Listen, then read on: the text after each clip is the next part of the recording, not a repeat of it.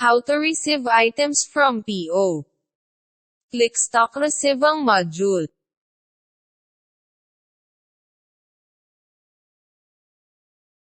Click Record Search sa taas then click Finalized PO. Hanapin ang PO na gusto i-receive. Naka-auto-populate na ang data galing sa PO. Ilagay ang pangalan ng nag-transport ng stocks.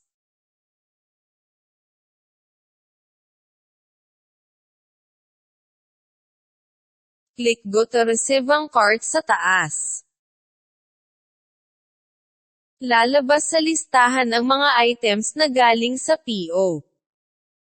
Pwede i-edit ang quantity na na-receive.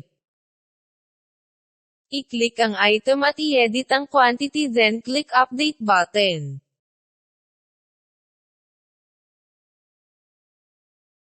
Kung wala naman problema sa na-receive na items, huwag na lang i-edit ang quantity. Kapag okay na, click Save Receive ang cart button then click Save and Finalize.